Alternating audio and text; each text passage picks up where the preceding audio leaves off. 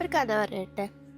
ഇത് ഞാൻ ഇപ്പോൾ കുറച്ച് മുന്നേ കണ്ടു തീർത്ത ഒരു കൊറിയൻ സീരീസിൻ്റെയാണ്. ഇത് നെറ്റ്ഫ്ലിക്സിലുണ്ട്. ഇതിൻ്റെ പേര് വെൻ ലൈഫ് ഗിവ്സ് യു ടാങ്കറിനസ്. ബാക്കിയുള്ള കൊറിയൻ ഡ്രാമാസിനെ വെച്ചിട്ട് ഇത് ഭയങ്കര റിയലിസ്റ്റിക് ആണ്. എന്താണെന്നറിയോ, നോർമലി നമ്മൾ കാണുന്ന കൊറിയൻ ഡ്രാമാസൊക്കെ എങ്ങനെയാണെന്ന് വെച്ച് കഴിഞ്ഞാൽ ഒന്നുകിൽ ഹീറോ ഭയങ്കര റിച്ച് അല്ലെ ഹീറോയിൻ ഭയങ്കര റിച്ച്, എന്നിട്ട് അവരുടെ പിന്നാലെ ഇപ്പോൾ ഹീറോ ആണെങ്കിൽ കുറേ പെൺകുട്ടികൾ ഹീറോയുടെ പിന്നാലെ ഓടിപ്പോന്നു, വാവു അങ്ങനെ ഇങ്ങനെ പറഞ്ഞിട്ട് അങ്ങനെ ഒരു ബ്യൂട്ടി റിലേറ്റഡ് ഒക്കെ ആയിട്ടുള്ള സീരീസാണ് കുറേ മുന്നേ ഒരു ടൈം വരെ കൊറിയൻ സീരീസ് വന്നുകൊണ്ടിരുന്നത്. പക്ഷേ ഈ പെർട്ടിക്കുലർ സീരീസ് എന്ന് പറഞ്ഞു കഴിഞ്ഞാൽ സാധാരണ ജീവിക്കാൻ ഗതിയില്ലാത്ത ഒരു കൂട്ടം ആൾക്കാരുടെ സർവൈവൽ. അതാണ് വെൻ ലൈഫ് ഗിവ്സ് യു ടാങ്കറിനസ് എന്ന് പറയുന്നത്. ഇതിന് 4 സീസൺ എന്ന് പറയാം, 4 മോഡ്സ് എന്ന് പറയാം. ഫസ്റ്റ് എന്ന് പറഞ്ഞു കഴിഞ്ഞാൽ ഇതൊരു ലേഡീസ് സ്റ്റോറി തുടങ്ങുന്നത് ഒരു വയസ്സായ ഒരു അമ്മമ്മ പിന്നെ ബാക്ക്വേർഡ് ചിന്തിക്കുന്നതാ, പാസ്റ്റ് ചിന്തിക്കുന്നതാ, അമ്മ എന്ന് വിളിച്ചിട്ട് തുടങ്ങുന്നതാണ് ഇതിൻ്റെ ഒരു സ്റ്റാർട്ടിങ്. അപ്പോൾ എന്താണെന്ന് വെച്ച് കഴിഞ്ഞാൽ ഈ ലേഡിയുടെ അച്ഛൻ നേരത്തെ മരിച്ചു പോയതാ. അപ്പം അമ്മ ഈ മോള അച്ഛൻ്റെ വീട്ടിലാക്കി. സോ ഈ കുട്ടി നല്ലോണം ഫുഡൊക്കെ കഴിച്ച് ജീവിക്കട്ടെ എന്ന് വിചാരിച്ചിട്ട്. പക്ഷെ ആ വീട്ടിൽ ഈ മോളെ ആരും മൈൻഡാക്കൂല. ആ മോളുടെ പേര് ഏസുൻ. എത്ര ദൂരെയാണ്, പക്ഷെ ആ കുട്ടി എപ്പോഴും അമ്മയുടെ അടുത്തേക്ക് ഓടി വരും. അമ്മ കടലിൽ മീനൊക്കെ പിടിച്ചിട്ടാണ് ജീവിക്കുന്നത്. അപ്പം ഫസ്റ്റ് സീരീസ് എന്ന് പറയുന്നത് അമ്മ മോൾ റിലേഷനാണ്. അവിടെ മോൾക്കൊരു ഫ്രണ്ട് ഉണ്ട്. അങ്ങനെ ആ ഫസ്റ്റ് സീരീസ് എന്ന് പറഞ്ഞു കഴിഞ്ഞാൽ ഇതിൻ്റെ ഈ 4 മോഡും കരച്ചിലാണ്. ഒന്നിലും നമുക്കങ്ങനെ ഭയങ്കര സന്തോഷിക്കേണ്ട ഒരു വകുപ്പില്ല. ആദ്യത്തെ ആ ഒരു മോഡ് എന്ന് പറഞ്ഞു കഴിഞ്ഞാൽ അമ്മ മരിക്കും.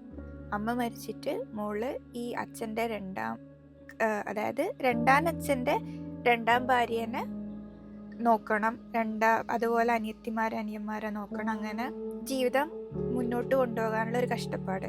അപ്പം ഇവളുടെ ഈ കഷ്ടപ്പാടിൽ ഇവളുടെ ഈ ഫ്രണ്ട് ഗ്വാൻസിക് എന്നാണ് ഫ്രണ്ടിൻ്റെ പേര്. അവൻ എപ്പോഴും ഒപ്പരം ഉണ്ടാവും. ഇവൾക്ക് കടയിൽ സാധനം വിൽക്കാനൊന്നും ഇഷ്ടമില്ല. അവൾക്ക് പഠിക്കണമായിരുന്നു, വലിയൊരു പോയറ്റ് ആവണമെന്നായിരുന്നു ആഗ്രഹം. അപ്പോൾ ഇവൾ കടയിൽ സാധനം വിൽക്കാനിരിക്കും, വെറുതെ ഇരിക്കും, എല്ലാം അവനാണ് വിൽക്കുക. അവൻ മീൻ വിൽക്കും, ഇവളുടെ കോളിഫ്ലവറും വിൽക്കും. അങ്ങനെ ആണ് ഫസ്റ്റ് അമ്മ മരിക്കുന്നതാണ് ഫസ്റ്റ്.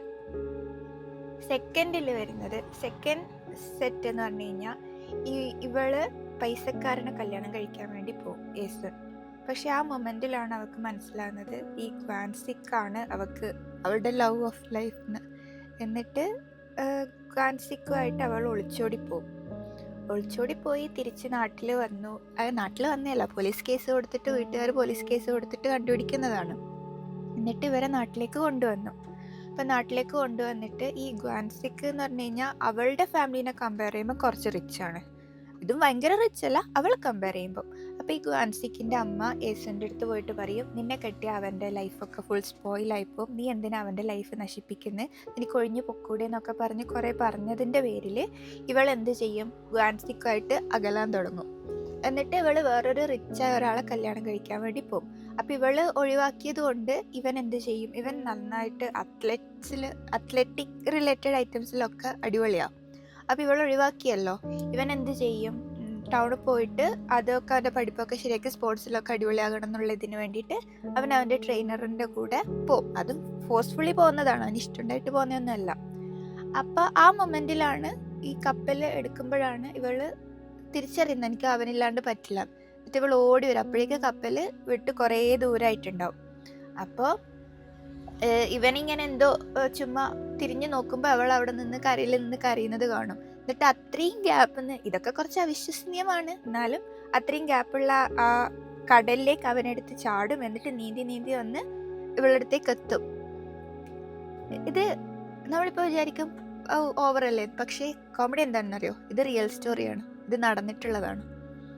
എന്നിട്ട് ഇവർ കല്യാണം കഴിച്ചു, കുട്ടിയാവും. അപ്പം ഇവൻ ഭയങ്കര കഷ്ടപ്പെടുക എന്ന് പറഞ്ഞാൽ ഒരുപാട് പണിയെടുത്തിട്ടാണ് വീട് പോറ്റുന്നത്. ഇവൻ്റെ അമ്മക്കൊന്നും ഇവൾ ഇഷ്ടമല്ലാത്തതുകൊണ്ട് അവൻ വീട് വിട്ട് വേറൊരു വാടക വീട്ടിൽ പോയി. അങ്ങനെയൊക്കെയാണ് കഷ്ടപ്പെട്ടിട്ടാണ് ഇത് വീട് കൊണ്ടുപോകുന്നത്. അപ്പോൾ ഇവർക്ക് 3 കുട്ടികളാവും. 3ാമത്തെ കുട്ടി ഒരു ആക്സിഡൻറ്റിൽ, അതായത് കടലിൽ വീണിട്ടെങ്ങാനും മരിക്കും. അതാണ് സെക്കൻഡിൽ വരുന്ന ആ ഒരു കരച്ചിലിൻ്റെ സംഭവം. അങ്ങനെ അത് കഴിഞ്ഞു. തേർഡ് സീസൺ എന്ന് പറഞ്ഞു കഴിഞ്ഞാൽ മക്കളൊക്കെ വലുതായി അവരവരുടെ ജോലിയൊക്കെ നോക്കി അങ്ങനെ ജീവിക്കുന്നു. അപ്പം മോൾക്കൊരു ഇഷ്ടം ഉണ്ടായിരുന്നു. അത് ലാസ്റ്റ് വീട്ടിൽ പറഞ്ഞ് അവർ കല്യാണം കഴിക്കാൻ വേണ്ടിയിട്ട് ഈ ചെക്കൻ്റെ ഫാമിലിയും പെണ്ണിൻ്റെ ഫാമിലിയും ഒക്കെ മീറ്റ് ചെയ്യുന്നൊരു സെറ്റപ്പ് വന്നപ്പോൾ ചെക്കൻ്റെ ഫാമിലി ഹൈലി റിച്ചാണ്. അവർക്ക് ഈ മീൻപിടുത്തക്കാരൊന്നും ഇഷ്ടമാവുന്നില്ല. അപ്പോൾ ഇവരെ ഇൻസൾട്ട് ചെയ്ത് ഒഴിവാക്കുന്ന ആ ഒരു കഥയാണ് തേർഡ് സീസണിൽ വരുന്നത്. ഫോർത്ത് വരുമ്പം ഈ ഗ്വാൻസിക്കിന് ക്യാൻസറായി ഫാമിലി എല്ലാവരും അതിൻ്റെ കരച്ചിലും അങ്ങനെയൊക്കെ ആയിട്ട് പോകും. അപ്പോൾ നമ്മുടെ ബാക്കിയുള്ള കൊറിയൻ സീരീസിനെ വെച്ചിട്ട് കുറേ റിയൽ ലൈഫുമായിട്ട് കണക്റ്റഡ് ആയി നമ്മുടെ ഒക്കെ ലൈഫിൽ നമുക്ക് കോമൺ ആയിട്ട് ഒരുപാട് സന്തോഷമുള്ള മൊമെൻറ്റ്സ് ആവില്ല കൂടുതലും വരിക. ട്രാജഡി ഒന്നിനു മേലെ ഒന്നൊന്നായിട്ട് വന്നുകൊണ്ടിരിക്കുക ചെയ്യുക.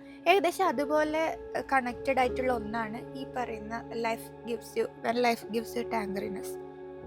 ആ ഒരു രീതിയിലാണ് ഇത് വരുന്നത്. അപ്പോൾ ഇത് കരയാണ്ട് ഈ സീരീസ് മൊത്തം ഒന്ന് കണ്ടു തീർക്കാൻ പറ്റില്ല. ഇത് നെറ്റ്ഫ്ലിക്സിൽ ഉണ്ട്.